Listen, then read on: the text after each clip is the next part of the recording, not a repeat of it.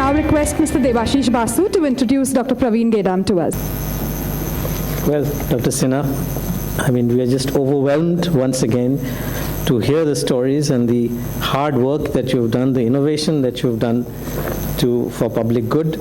And it is my great privilege and honor to introduce Dr. Praveen Gedam, who qualified as a doctor but decided to join the civil service to serve the country. My introduction would be rather short for three reasons. One, he has had a much shorter stint, of course, having joined the IS only in 2002. Second, while he told us many fascinating episodes, unfortunately I'm not at a liberty to share them because he does not want his unconventional means of handling situations to be discussed openly. And third, we want to, of course, know the episodes of his life directly from him, and he has put 4 such important situations in his presentation, which we are all eagerly waiting to see.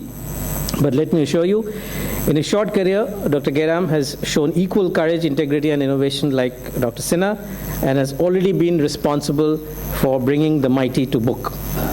He was born and brought up in Nagpur, and after his schooling, completed his graduation from Sri Shivaji Science College and his MBBS from Government Medical College, Nagpur. He was pursuing his post-graduation in orthopedic surgery in JJ Hospital and Grant Medical College, Mumbai, but decided to join the IS.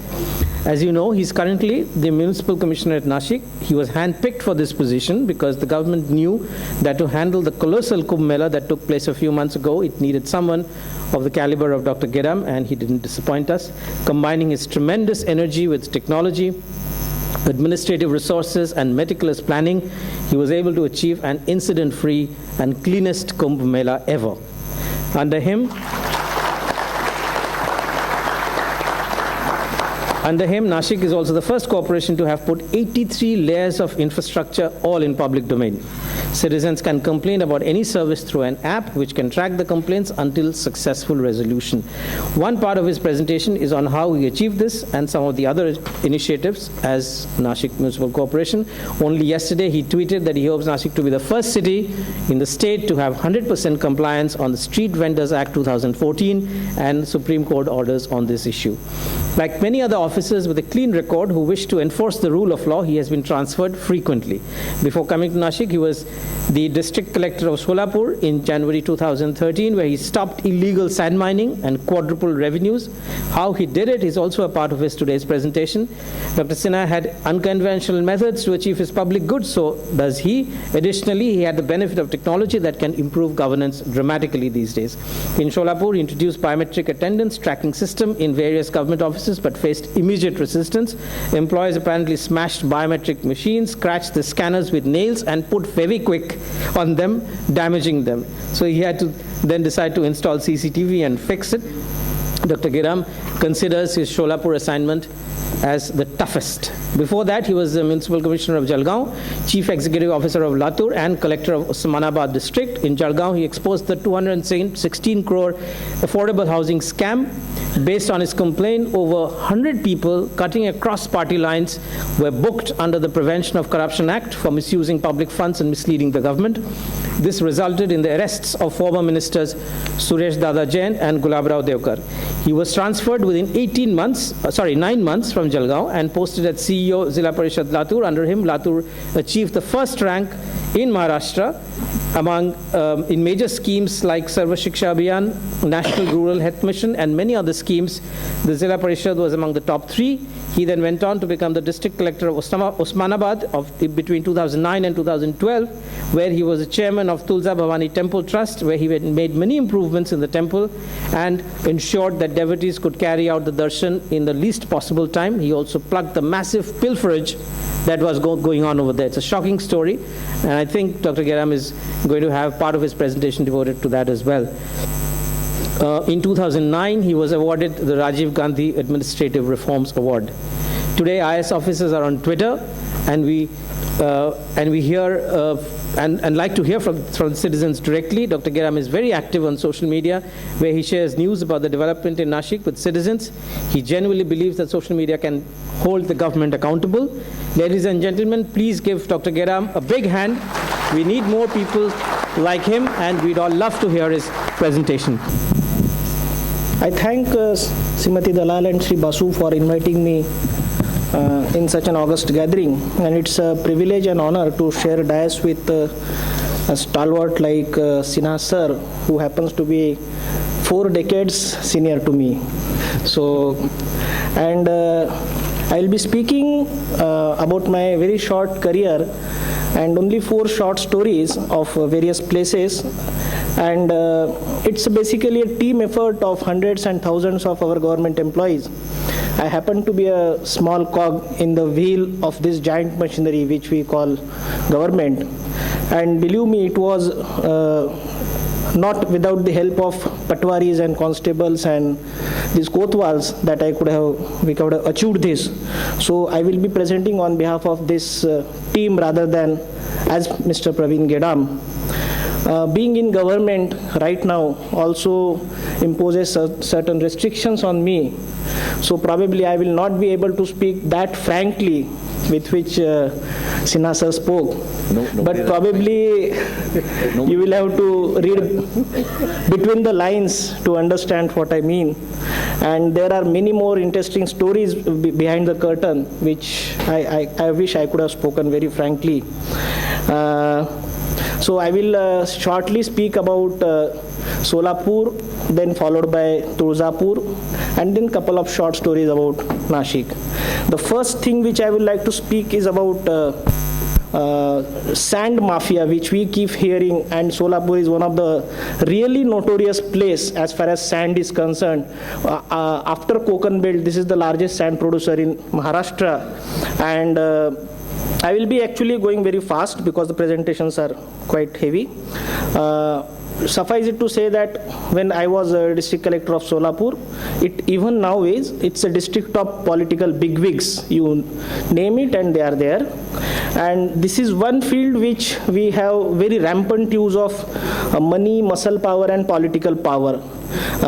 This is the condition you can see on screens. This is a condition of rivers at various places in Solapur district. This is what the sand mafias do with rivers. And this photograph shows how arrogant they can become. This is the vehicle of Tahsildar which they burnt at place in Taluka called Akalkot. And this is how they smashed the motorcycles of patwaris or talatis. That is the lowest level government functionary in village level. And I would like to show how big this mafia or this particular sand mining business is. This is the photograph of Bhima River, and you can see here the whole big setup. It's you can see these horizontal pipes. They are suction machines which suck the sand from river bed. You can see the railway bridge beyond that. And this is a video clip caught in mobile camera by Tahsildar, who was chased by these goons of sand mafias. Believe me, it's very scary to have such kind of feeling. You are being chased by 30-40 people, and except collector, no other government officer. Of course, collector and police officers, nobody else has police protection in the field. So it's a scary situation out there. The system is, in short, you identify sand beds, you auction them, and you give transport permits, which are used by these contractors to transport the sand to various places. And so what we did was actually twofold. We identified how theft is done, and then we solved it using the various IT initiatives coupled with a lot of actions on various contractors.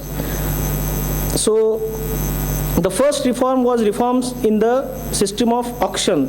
What we did was we identified contiguous sand beds. You can see these are 5 contiguous sand beds. What typically the contractors will do, they will take 1, 3 and 5, leave out 2 and 4 by forming a cartel or ring, and then they will encroach on the neighboring sand beds. This happens very routinely.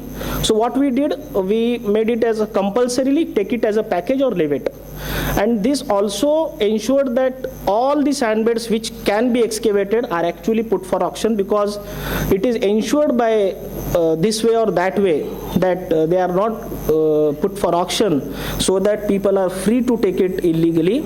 So you can see from the figures that the maximum possible area of each ghat, that is sandbed, was kept for bidding, and maximum possible volume was kept for bidding, which in any case otherwise was excavated.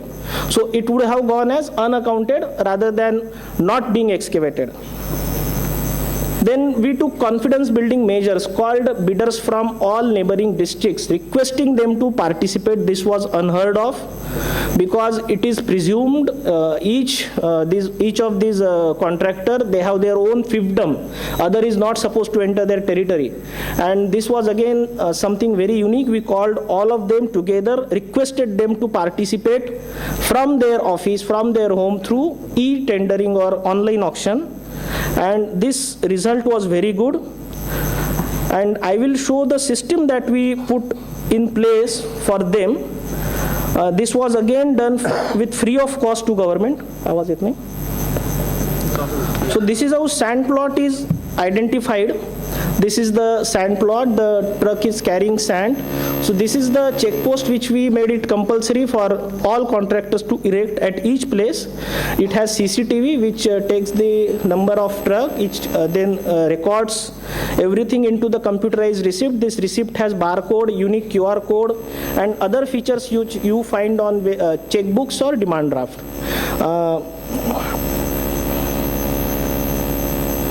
The major part of theft of sand happens because of duplicate transport permits or because multiple use of the same transport permit. So with all these systems in place, it became very easy for anybody to just send an SMS or type a particular number on mobile phone to see whether the truck which is carrying sand, it has valid permit or not.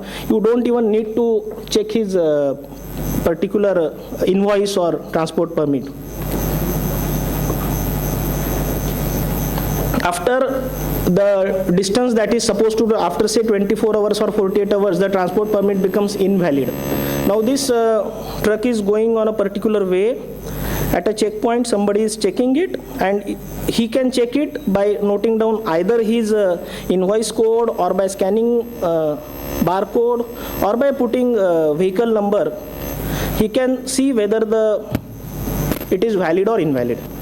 So it becomes very easy even for activists to see which particular truck number is moving and just to send SMS or check on mobile app to see whether the truck that is carrying sand is legal or not legal. And for officers at district level, division level and state level, it becomes easy to check how much sand is being excavated from each of the plot, and you can get reports taluka wise, district wise, or in whatever way you want. Because this is one thing, once you put a particular ghat for auction, it happens usually that they end up excavating much more than what they were supposed to. So automatic results are generated, and we are made alert that yes, this sand ghat is now over. So this is the system that we placed in Solapur, and this was done at no cost to government. So there was CCTVs in far-flung areas, there were floodlights. Then this was proposed, I was transferred after that, but this was proposed. And this is how the resistance to the new system comes. There was one village in Pandharpur Taluka which had 200 tractors, and all these tractors were used for excavating sand from the nearby river. And when we auctioned off that particular place, and the bidder, he went and erected the whole system, his trucks and machineries were burned down like this. So the change, there was tremendous resistance, not only to place this system, but even for the auction. Then obviously this system is of no use, zero use, unless you do extremely stringent policing and enforcement. Because there is no point in enforcing law on those who want to follow it, and if the things go unabated at the places which are not auctioned off or illegally, then there is no use of having such system. And there are so many laws in India. Probably we have highest availability of laws per capita in the world, and which makes it very easy if we wish to really clamp down on unscrupulous element this way or that way. The traditional method is only to levy a fine as per land revenue code, but then there are ways like FIRs. We were the first district to cancel licenses of trucks. It's quite a deterrent action, and we went up to the extent of externing also some elements, and also wrote letters to income tax requesting them to go and check their unaccounted income. The other is typically actions are taken only when the vehicles are being transported, but sand spots where they are stored, they are often overlooked. So we went everywhere to take action and not left a single one in the chain, because typically a truck driver ends up getting behind the bars. What about truck owner? What about link from top to bottom? Even the farmer who gives access to the river, he charges very heavily for giving that illegal access. So once we are going to take action, we should take against everybody under every possible law. So these are the figures which I will skip of actions taken under various laws. I'll just quote a few interesting instances. Myself with the SP and CP and few other senior officers took meetings of all circle officers. They are one step above Patwari and one step below Tahsildar, and appeal to their conscience ki you move out of this meeting hall and seize whatever sand you know is lying at whatever place. And they ended up seizing 24,000 brass in next 2 days. 24,000 brass is 6,000 trucks. So when even seizure of one truck or two trucks, it ends up with so much of political pressure. This much of sand was lying everywhere in the district, was known to everybody, but this is how machinery can work if we make them to work. There was another Tahsildar, obviously, who went to inspect a particular plot and found that this huge sand lying out there, a very close relative of a very powerful person. And he was threatened and abused, and he retorted with the penalty of 10 lakh rupees. So this is how officer who we had to do a lot of things to prevent his transfer afterwards. And then I know one lady Tahsildar who used to move out in burqa so that she is not noticed by, because she was watched by 30 people. When she will come out of her residence, she will be chased, the video which I showed to you earlier. So she used to such tactics to go and find out these culprits. So the outcome was like this. So initially we used to get around 20 crore per year, and suddenly it shot up to 78-79 crores. And even after I was transferred out, last year they touched 100 crores. That's almost 5 times jump in the revenue of government. Government of Maharashtra replicated it by name SMAT, and a recent policy of Government of India which was finalized 10 days ago, it is based largely on Solapur model. And this is in short that I wanted to speak about sand. Now I will shift to another very curious and interesting place. Usmanabad district is otherwise known for not many things for collector to do, and like Parbhani they call what bani to bani nahi to Parbhani. If you get posting in Usmanabad as a collector, it's not a very sought after place. They call what is there in Usmanabad only Hawa Pani and Tulza Bhavani. So nothing much to do, but being a chairman of this very important temple, I remember after I got posted there, I went to straight from Latur. I was there earlier. I went from Latur with one friend straight to Tulzapur and not to Usmanabad, and got down at bus stop, and as a normal citizen, and people started chasing me, Saab VIP darshan 500 rupees.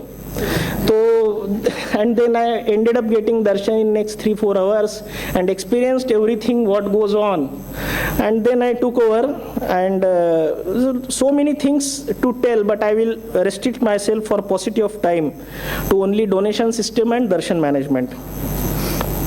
So this place was as chaotic as it can get.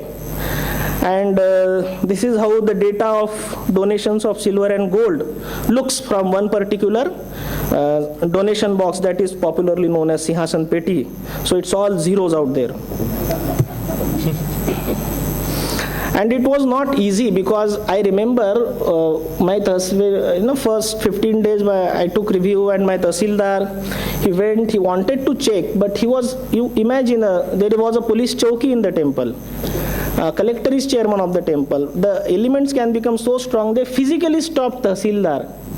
And he got phone calls from Mr. XY's head, very senior, obviously much more senior to me, requesting not to interfere in religious matters. So we studied the whole nexus, and there was very curious system. One particular donation box was auctioned off. Why it was auctioned off?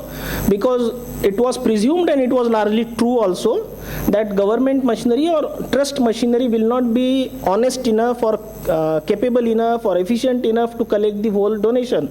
So we have similar system. We used to have similar system in octroi management, octroi collection of various corporations. It's no more there in Maharashtra now, except probably Mumbai.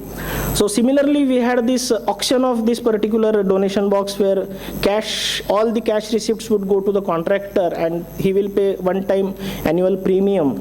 And everything was like, though I cannot speak much, but not very transparent. And it so happened that PIL got filed in the Office of Joint Charity Commissioner. We were continuously monitoring by video recording, by taking photographs, and recording how he is breaching each and every terms and conditions of the contract. Small terms and conditions, and all of a sudden we shot off with a notice. There is a notice, show cause, why I should not. Actually, the day he submitted or deposited the whole annual premium, the second or third day we shot off notice that you have breached following terms and conditions, and why I should not cancel the contract. So there was a bit of pressure from all possible quarters you can think of. And but despite all that, in police protection, we took over the possession of that particular donation box, started counting money on our own in CCTV cameras. First day we found out some chits, which we found later on. They were a method to show which particular priest made this particular donation to happen, so that he can get back the cut. You all heard about cut practice in medicine, so something similar. And but let me be very candid. It was only a group of maybe not more than 10 priests who were doing all this, and the whole town is of priests. All other priests except these 5 or 10, they strongly supported my action, which was again a pleasant surprise to me. And not without their support, I could have gone ahead and done all this thing. Now there is a new system in place. Of course, CCTV is there. Again, this is a very simple software which was made, I remember, with only 9,000 rupees. And the new receipt has all these features: barcode, thumb impression, photograph description, and all that. The measurement is done in the room which anybody can join. It's a transparent room. The recording is done, and the whole protocol is decided. And this is how the income of gold from Sinhasan Peti shot up. The figures are in kilograms. This is how silver shot up. Again, they are in kilograms. And this is the figure of cash from the auction, and it is still climbing up. I have left in 2012, it is climbing up.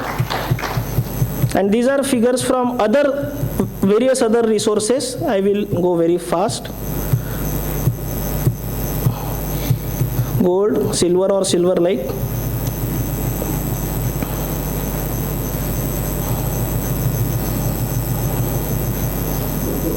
So this is total. Now it hovered between 2 to 7 kgs, and it shot up to not less than around 15 kgs now, almost twice. Silver also shot up almost 200 kgs. And total cash, which was around 1 to 2 crore, has now reached 23 crores. This is largely due to strong policing, strong technology, foolproof system, and of course, the increase in amenities ensured that at peace of mind, the devotee is also willing to offer more. Then the crowd, I told you my own experience, the touts having their keys with them so that they can sneak in the person of their wish at some cost. They would ask you to perform abhishek just to ensure that he gets closer to the goddess. And long time was required. I have personally took darshan as normal devotee in at least 3 to 4 hours. This is the developmental activity. It was engineering challenge, which it was situated in a very deep valley next to the temple. My predecessor has to get credit for this because he conceptualized the whole thing. And you can see the Gabhara or Shikhar of temple behind this particular 5-story Darshan Mandap. It shows how deep that particular valley is. Even to take a truckload of bricks was very difficult. And this particular 5-story Darshan Mandap with all modern amenities was constructed.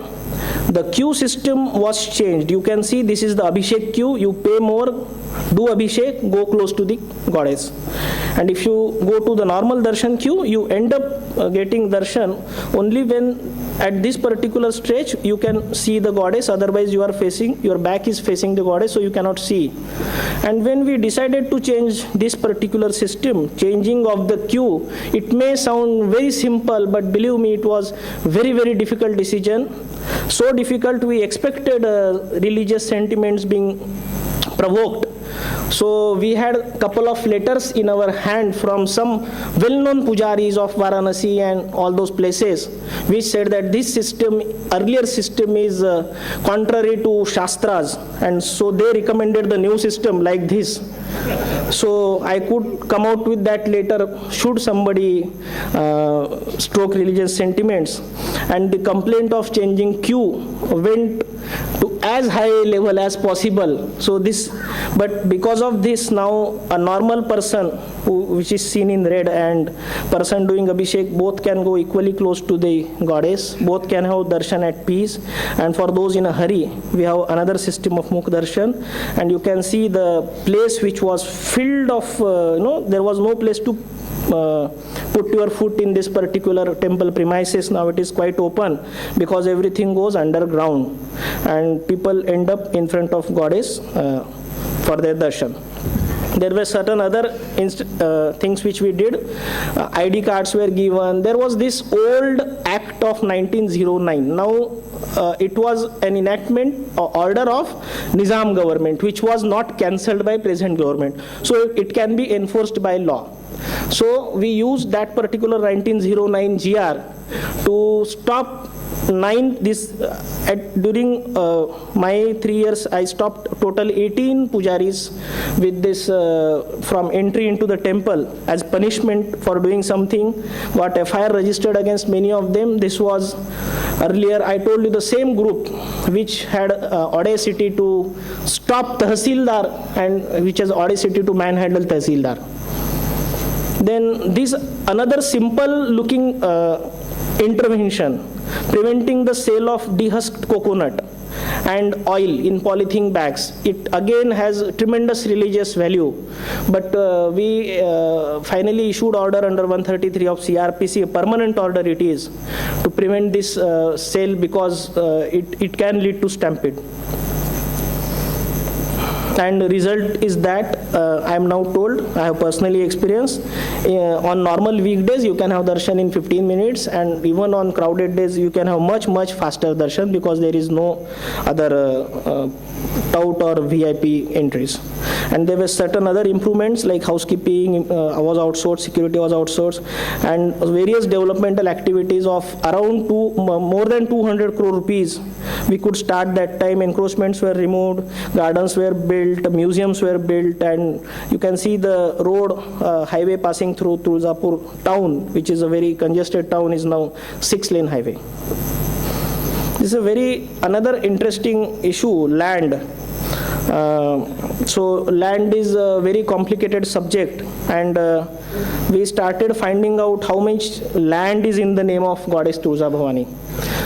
God is considered as a legal person in law. So you have recently heard of case being filed against Lord Ram and all that. So law identifies God as one of the legal person, and we found out thousands of acres of land in various districts of Maharashtra, and this was again, a lot of it was misappropriated in some private name. We had filed so many, more than 100 cases to get it restored in our name. A lot of litigations are still going on, but it gave us very good experience. Interestingly, in the same district, we also found that lot of land in the name of Allah, that is land of Waqf Board, was also misappropriated in private name. So corruption is one thing which is truly secular in our country. And people of all religion, cutting across all party lines, you can see them joining their hands without raising any religious sentiments when they have to come and do such mischiefs.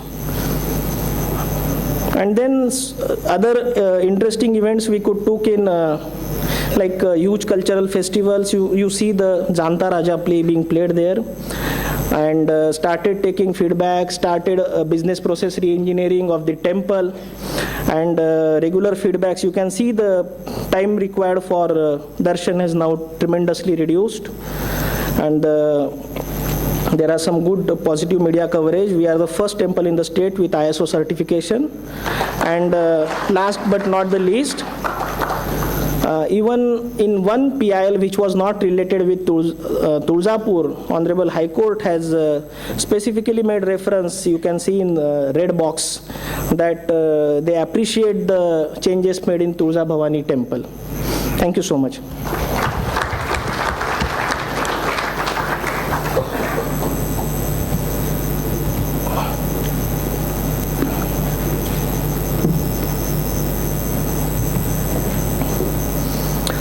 This is much bigger experience, unparalleled anywhere, and those of you might have read one particular in Harvard journal they have written that management of Kumbh Mela is much bigger challenge and much more efficiently managed than even Olympic Games. So it was in November 2014, I joined as Municipal Commissioner of Nashik, and very soon new District Collector also joined, new Commissioner of Police joined, and it was actually a team effort. I am going to speak on behalf of all of them because I am going to speak for all departments. Just to show you the scale of Kumbh Mela, how big it is. Though it is smaller than Allahabad Kumbh Mela, still you imagine a population of New Zealand in city of Nashik on one day, and that's how big it is. Almost 50 lakh people, and the expenditure that we had to incur on various developmental projects, services, infrastructure, only from government and only direct expenditure was around 2400 crore rupees. So that's a fairly big sum. And then a city of 17 lakh population accommodating more than 50 lakh devotees on one day, and welcoming almost 1 crore population in 1 month. And you can see this particular area where my pointer is. This is where the holy dip takes place. It's a very small, very small kund, 1500 square meter only. And this is where in Trambakeshwar, much smaller, only 400 square meters, smaller than even swimming pool. So there are lots of challenges with Kumbh Mela. The total manpower of government was more than 50,000. And this is bigger than probably the biggest corporate company in India. The challenges were immense. How do you accommodate 2 to 3 lakh sadhus? They are coming from all over India. How do you manage crowd, especially terror threats? How do you handle disaster? Sanitation, almost 100 metric tons of garbage was getting generated over and above normal garbage. That's a big garbage collection. Transportation, parking, water, everything. And we took everybody along, especially the local population. Infrastructure, that is hardware part of it, and actual service delivery, that is software part of it. That had to be done. And just to tell one instance, on Environment Day, that is 5th June, the administration appealed to citizens to come and join hands for sanitation drive, because rivers are actually in very bad condition in Nashik. Godavari, there are 19 tributaries also. And all of them joined. 374 tons of garbage was collected by volunteers in one day from river. So that's, there you can see in this yellow t-shirt, he is our divisional commissioner into personally doing the work. Everybody joined together. His wife is also seen there. And later on also these volunteers came and worked with us. The infrastructure development was an immense challenge. Whatever you are seeing here during construction phase, this is 325 acres of land, the possession of which we got in late January and early February. The Kumbh Mela was to start in the month of July, so only 6 months in hand. And there were 22 writ petitions in the High Court which we had to defend and go over all this, and to complete this particular township which was to accommodate 3 lakh sadhus and devotees. So it's almost as big as a normal district headquarter in India that we had to construct in 6 months of time. And it had almost 1700 plots, 10,000 toilets, bathing taps, stand posts, sewer, ATMs. So it was a small township, pop-up town you can say, 22 plus 16, almost 38 kilometers of roads, nearly 1300 street lights, dispensaries, 6 of them, then a big hospital, media center, the police station, post office, public toilets, even a small temporary shopping center which you can see. So the whole thing was built up in the 6 months only. It was a very challenging and exciting experience for all of us. Then ghats. Earlier we had only 1.5 kilometers of ghats, and irrigation department constructed additional 3.5 kilometers of ghats in various parts of Nashik and Trimbakeshwar. You can see few photographs when the rainy season was there. And these ghats were to accommodate these 5 million devotees on one day. Then more than 600 kilometers of roads were either constructed newly or repaired or widened by PWD, Corporation and Zilla Parishad put together. Almost 7 bridges, new bridges were constructed, and this gave tremendous boost to the infrastructure of Nashik and surrounding area. Encroachments, these are of many more encroachments were removed. These are whatever is on our record, and lot of encroachments were removed before construction of roads. Many big shots are also there. Then signages were installed. We had, you can see, these are permanent signages which we got big thanks to Kumbh Mela. Lot of temporary signages in various colors were also installed here. You can see the pink color. This represents pink zone, because those who cannot read and write, we had divided the city in various color zones. So you have to follow pink. So you will properly go to that particular ghat. So this was a part of our crowd dispersal exercise, and huge maps were installed which really helped devotees and sadhus all over the city. They were installed. You can see the scale of maps that we have installed. Then some very challenging works. Archaeology department told us that this is cannot be done in few months, and this work then the corporation took over from archaeology department along with their all these things, and only this work was told to us in last week of May, and the deadline was 14th of July. So thanks to our engineers, we could do all these restorations well within time. This was yet another very nicely made gateway, which was again done only in 6 weeks, and that was another exciting work which we did in very short time.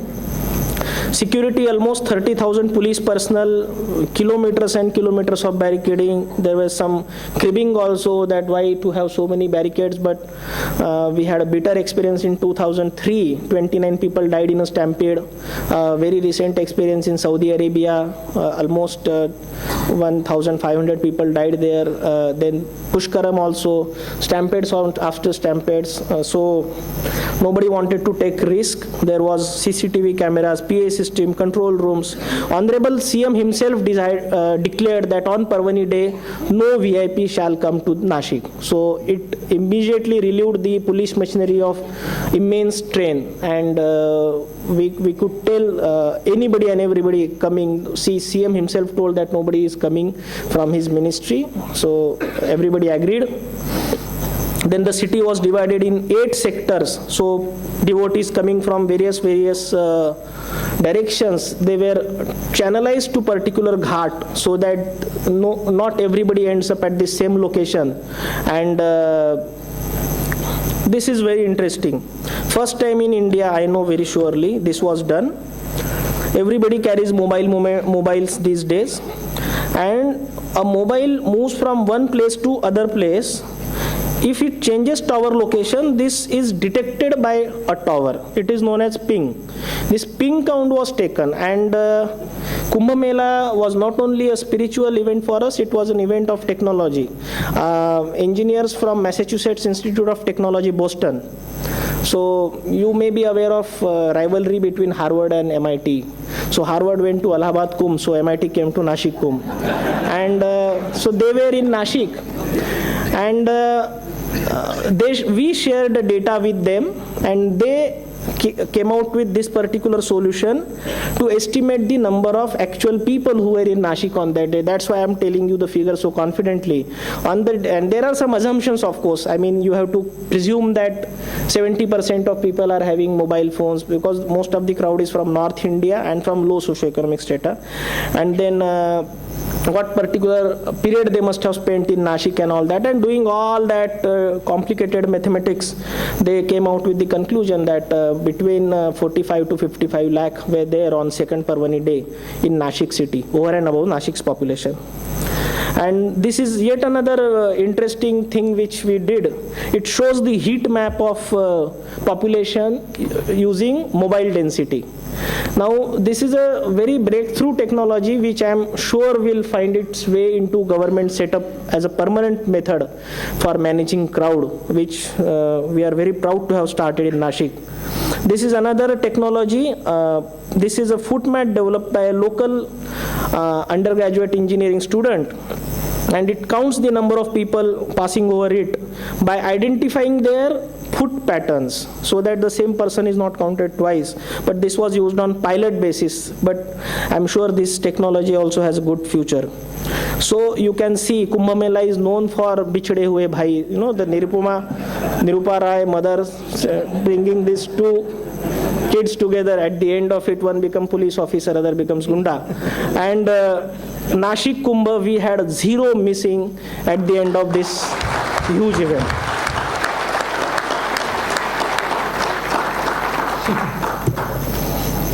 Sanitation was another big challenge.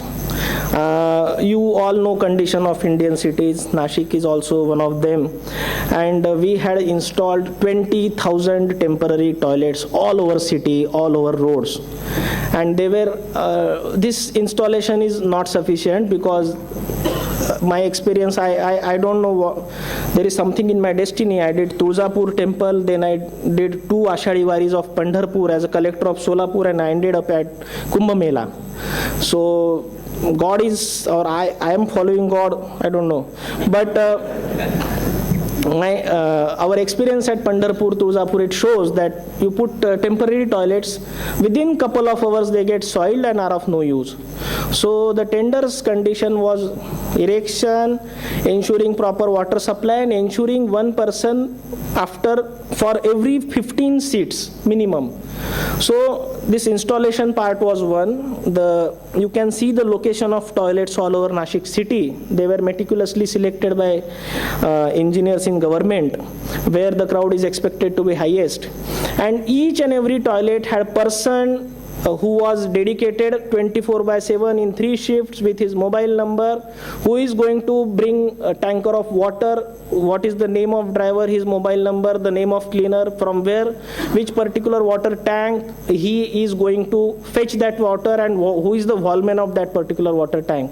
So this was the massive exercise which was done for each and everything, including security, water supply, sanitation, and you name it. Everything was done. These are few orders which I am showing it to you. It shows which particular person is driving which particular vehicle, how he is going to go, and all that. And this ensured that these toilets were actually very clean. And even Bill Gates Foundation, which came with the reference of Prime Minister office, they wrote a letter to Prime Minister office that this was actually indeed a very clean event for that matter. Then I told you almost 100 tons of garbage every day. Sadhugram had many Anna Chhatras which were giving food to almost, each of them used to serve foods to 25,000, 30,000 of them devotees. And at least 2 lakh people will be eating in this Anna Chhatra every day. And more than 3,000 workers were taken over and above normal sanitation workers of our corporation. And you can see them, they were deployed in 3 shifts. And these are photos clipped personally by me. These are clicked at between 1 a.m. and 2 a.m. early in the morning, and you can see them working even at that particular point of time very sincerely, very dedicatedly. They were the real people who were working. And even within the innermost part of Sadhugram, you can see this particular lady doing her job very sincerely. This was early in the morning, maybe 2 a.m. And how clean it was. These photos are clicked immediately after the crowd was dispersed. And this is how clean the ghats were maintained. Immediately after, you can see this pavement. This is the Sadhugram area. And this particular road, this is Shahi Marg, from where Shahi Mironuk, Shahi procession of Parvani went. This photo was clicked at around 10 p.m. on the same day, immediately after a procession of 2 lakh sadhus went from that particular place. And how did we ensure that everybody is working? 3,000, how do you count these heads in a crowd of millions? So technology helped us. Selfie is the word these days. And we used this locally developed selfie attendance system. Everybody was asked to click his photo. That was geotagged. You can see, can you see the demo also? So they have marked their presence, so their login images are there, logout images are not there, and it records how many hours and how many minutes that particular worker has worked at that particular place. And this was, you can see one of my colleagues, he has marked his location. You can see Jagannath Bhosle Road, Nariman Point, Mumbai. So it takes the location also, and it generates automatic Google Map. It generates automatic location map, various Excel sheets which are linked to payment. And this ensures that all the 3,000 plus workers which we have asked the contractor to deploy, they actually were there. And contractors were telling me unofficially that at least 1/3 would have been bogus otherwise. And we spent almost around 7 to 8 crores on these salaries of these various sanitation workers. So you can imagine the scale of corruption which can be stopped by use of these simple techniques. This did not cost more than 1 lakh rupees. Then medical facility, I will go very fast now. Almost 1.9 lakh patients examined in temporary setups. This is over and above our normal hospital. Almost 3,000 ST buses were plying round the clock. Then the city fortunately got a very good infrastructure boost as far as fire and emergency is concerned. This was our emergency operations center where we were stationed for 72 hours non-stop during Parvani days. All officers of all departments cutting across, sitting at one place and watching everything on CCTVs, watching latest events on news also. And we had all information that I told, from the phone number of a water tanker driver to a sanitation worker, so that something goes wrong, we can immediately respond. And 8 such staging areas. These are again over and above normal fire brigade stations. 8 such staging areas with JCBs, dumpers, tractors, ambulance, everything. They were there so that they can respond to any emergency. Fortunately, we didn't have many. Water management, the locations of this temporary stand post, and there more than 400 tests of water every day. More than 99% of the water tests came out to be normal for human use. So that was again a very big achievement for the team of Kumbh Mela. These are the new structures that we have built during this particular Kumbh Mela to augment the water supply system. And for the first time in history of India, for any event like this, we had a dedicated helpline or call center, the way you have for various private sector, banks and airlines these days, and received almost 94,000 calls. And on peak day, almost more than 11,000 calls were given, and they again had the same system. So if somebody complains that this particular toilet is dirty, this particular barricade they are not allowing us, they can immediately get in touch with particular person. The numbers were displayed everywhere, and some of the responses that we got on this helpline were really very, very encouraging. Can you hear? मेरा नाम नितिन है, मैं आपकी किस प्रकार से सहायता कर सकता हूँ? मिस्टर नितिन, ये कॉल कहाँ से कनेक्ट हुआ है मेरा? जी सर, एक कुंभ मेला हेल्पलाइन का नंबर है सर, नासिक। एग्जैक्टली। तो मुझे कुंभ मेला जो है उसके बारे में फीडबैक देना था प्रशासन के लिए। जी सर, बोलिए। दे सकता हूँ। यहाँ पे मैं नासिक से ही बोल रहा हूँ, मैं नासिक में रहने वाला हूँ। यहाँ पे जो प्रशासन ने जो सुविधा की, सबसे उत्तम सुविधा है। Okay sir. जैसे हम जब टाइम में फोन करते हैं तो हमें पूछा जाता है कि आप कोई एक आधी संस्था उसको कितने रेंटिंग देना चाहोगे। यहाँ पे तो मैं प्रशासन के लिए 10 रेंटिंग देना चाहूँगा। Hello. So 63 people were working round the clock to answer the calls, and I will end my presentation on Kumbh Mela with this slide. This was, I told, a Kumbh Mela of science and technology. MIT, Boston, government, corporation, private companies, big companies, they all came together. We had a series of hackathons on the backdrop of this Kumbh Mela, and recently we concluded with this series of hackathons. And it was very fascinating to work with all of these guys, and you can see this photograph we clicked at 1 a.m. in the morning at my office. And they did come out with various innovations. Couple of them I showed about pen technology and all that. And the good fallout of this exercise is that Nashik is chosen by some large corporate house and MIT Boston as their next destination for innovation center, which will be launched in the month of March. And it will give technological solutions for social problems which we are going to pose to them. We are all senior officers are mentors who will be posing problem and then guiding what particular, because we are so now used to people come to us with solution and then convince that we have a problem for that solution and can sell that particular product. So this is the other way around that we are going to try.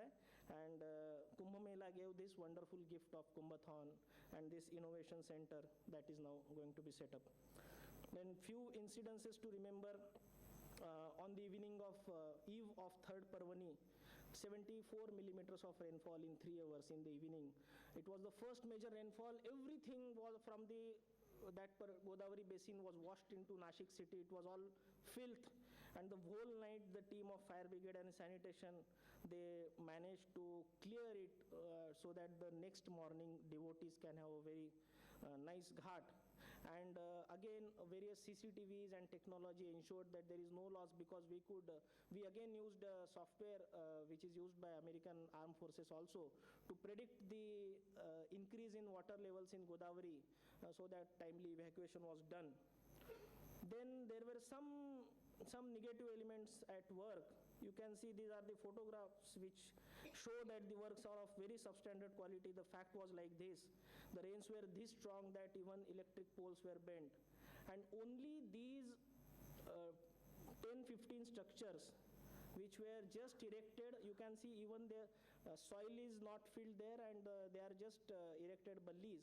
Only they got damaged, others were standing tall. But then it so often happens that negative elements try to pull you down. You have to really keep focused on your work without bothering for them and keep working. And this particular policeman, Manoj, he from Wardha, I think, he jumped 20 feet into the river from the bridge to save one particular life. And we are very happy to tell, this photograph is captured on CCTV which was installed. You can see the person jumping and the policeman jumping. He tried to commit suicide that day, and he saved his life. And we are very happy to tell that not single life was lost in this Kumbh Mela. Another very interesting event close to my heart. A person got drowned at Ramkund, and he was below water for 5 minutes or so. Nobody was noticing. When he was survived, immediately CPR was done, because the temporary ICU was there at every ghat, and he was shifted to hospital. And from that hospital to bigger hospital, he was transported 3 kilometers in flat 5 minutes on the day of Parvani, by ensuring that his ambulance was piloted. It was a very crowded day, but the protocol was very strictly followed. We had done lot of mock drills before Kumbh Mela, and this really came to our help. And the concept of green corridor that you keep reading sometimes, that was implemented during this Kumbh Mela. And this probably was the peak of whatever we could do to ensure a safe, clean, and a nicely organized Kumbh Mela. Thank you. I will play a 2-minute video clip for only 2 minutes, which will give glimpses of what happened.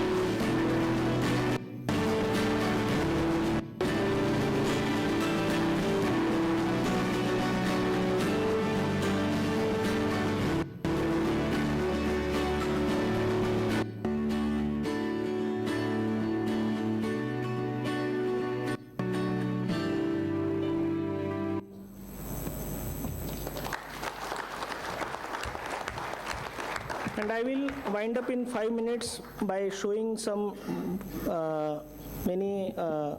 those who are interested in RTI would love it. In fact, this is our website, and this is how we have all put everything into public domain.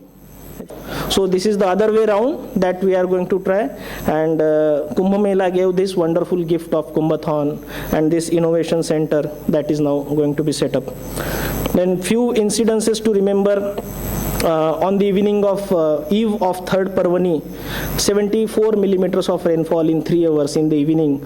It was the first major rainfall. Everything was from that Godavari basin was washed into Nashik city. It was all filth, and the whole night the team of fire brigade and sanitation, they managed to clear it so that the next morning devotees can have a very nice ghat.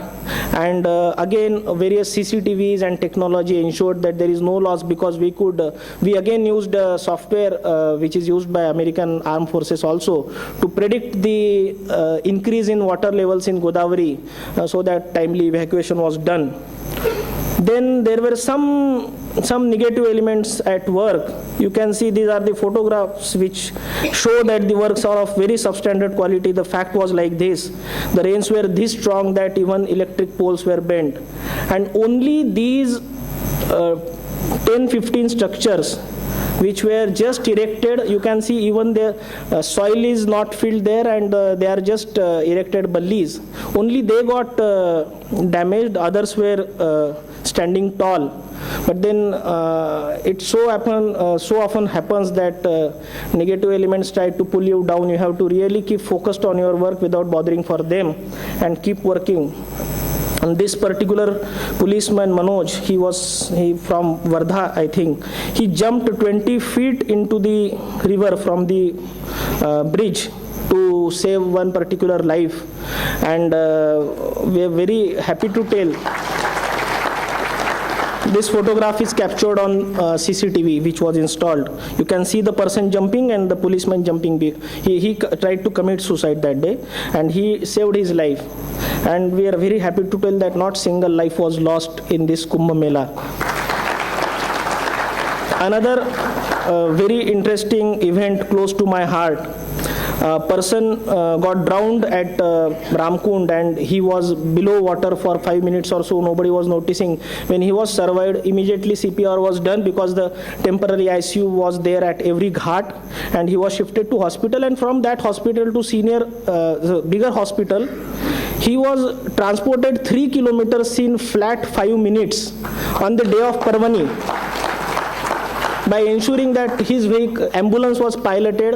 It was a very crowded day, but the protocol was very strictly followed. We had done lot of mock drills before Kumbh Mela, and this really came to our help. And the concept of green corridor that you keep reading sometimes, that was implemented during this Kumbh Mela. And this probably was the peak of whatever we could do to ensure a safe, clean, and a nicely organized Kumbh Mela. Thank you.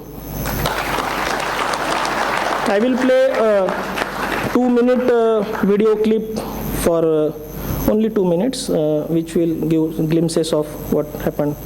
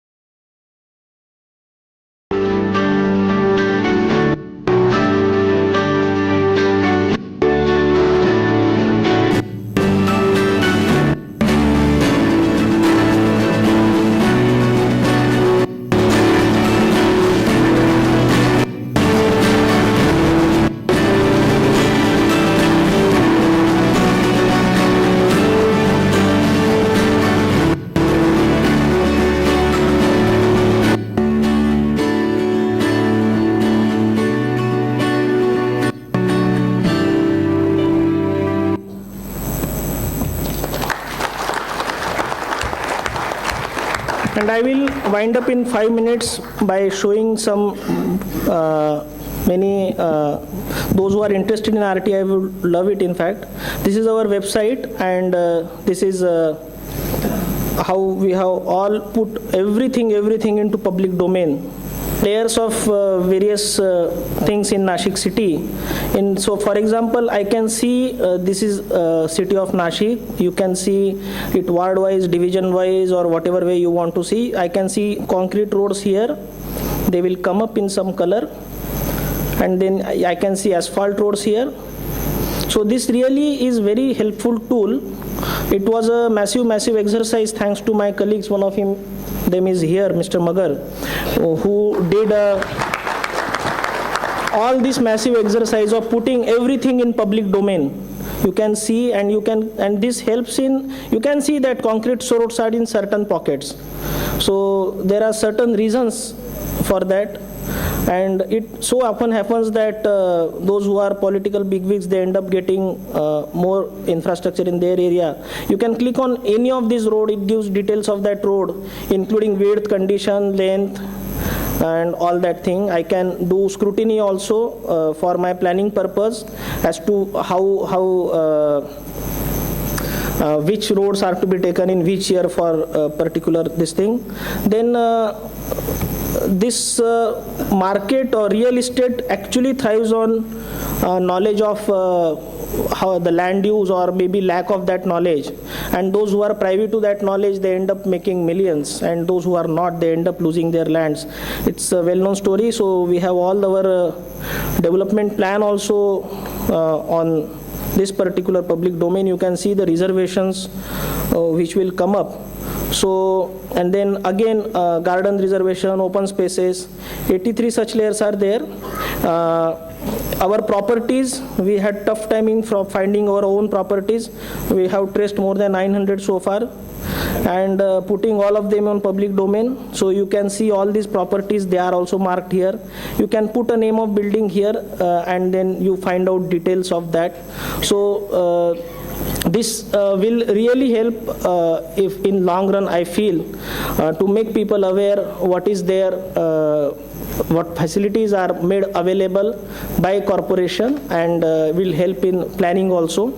The other thing which I want to show is again a very unique thing which I am sure is not done by any other corporation. You can select division wise, department wise, so I will not do that. All our works of the corporation since last 6 months or so, they are now marked on a link that is by name Know Our Works. And you click on any of the work, it will give you details. You can select it department wise, ward wise, and all that. So this is the name of work, name of contractor, the amount spent on it, and where exactly that work has took place. And then you click on it, it gives you photographs of before, during, after. So pothole filling was done. So whether there was actually a pothole before that, you can see. Because this is a very, so this is a work, it seems, of water treatment plant. And then there are certain things which cannot be checked on later stages. For example, a tender document mentions that vibrator roller is to be used. And what if you use a simple roller? So there is no way to examine that. So we have made it compulsory to upload some video clips also to just to see that he has followed that particular protocol of work.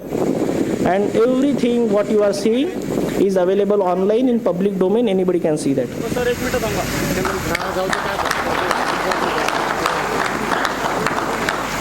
Then complaint tracking system also I want to show in very brief. So complaints coming from all the quarters, like online, offline. We have got a dedicated helpline, by the way, also, which takes complaints and also guides where to apply for example, building permission and water supply connection and all that. So this is a complaint. So water supply complaints, you can see received online through mobile app. Mobile app was very recently launched. I will show in 1 minute. And helpline also. And all these complaints, they are permanently in the system. It moves along a particular channel. And those who cannot record their complaint, they can call our call center. They can call through our mobile app also. one can see voice clips also moving from one officer to other officer so that he can exactly relate to what exactly the complainant want to say.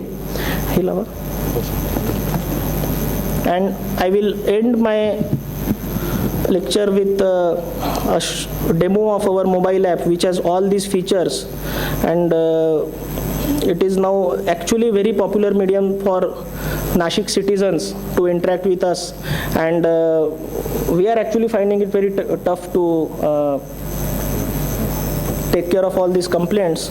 So one can see, you can log on to our Smart Nashik mobile app. It is on Android. It will be launched on Apple also in this month. And you can send any complaint with the location and the photograph. And we are also developing a feature which will have a method to complain against illegal hoardings and encroachments and these illegal hawkings by ensuring the anonymity also, because not many people will dare to complain against a political bigwig for illegal hoarding or encroachment. And all these complaints, they automatically go to that particular officer. It moves in the system in that particular hierarchy, generating alerts at regular intervals. And that feature is there. Then no our works which I have just shared with you, that you can see from your own mobile also. The feature of calling directly to any officer or any corporator, that is also there. Then just 1 minute. And we can also, we use this on the eve of that third Parvani to send alert messages also to evacuate the area around Ramkund, because we have method of, I think it's not working, so okay, started.